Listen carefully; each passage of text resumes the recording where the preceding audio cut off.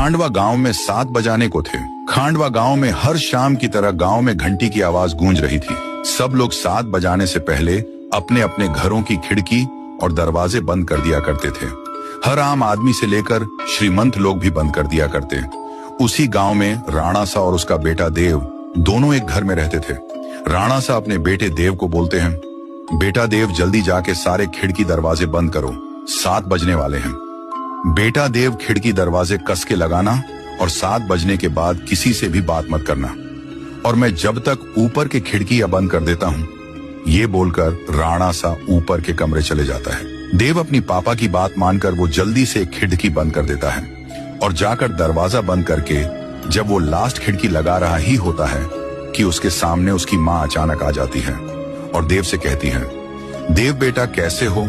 मैं तुमसे मिलने आई हूँ, मुझे पहचाना नहीं? मैं तुम्हारी माँ हूँ बेटा।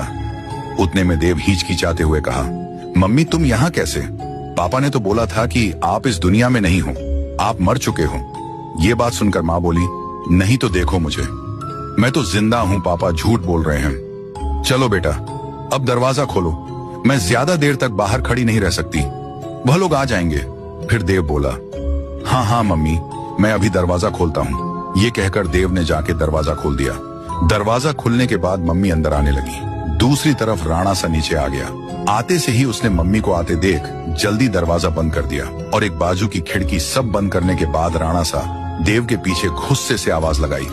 देव पीछे मुड़ा। राणा सा उसे फिर गुस्से से बोला, तुमने दरवाजा क्यों खोला? मैं मना किया था ना। फिर देव बोला, पर पापा बाहर मम्मी खड़ी थी।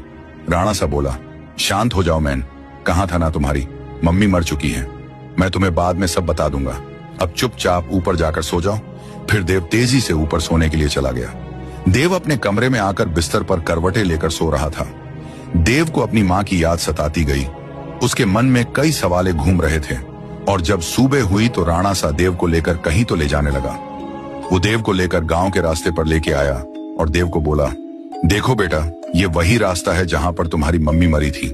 कैसे देव की मम्मी? राणा सा बताए गए रास्ते पर 7 बजे मारी गई। ये देखने के लिए पार्ट 2 का इंतजार करें।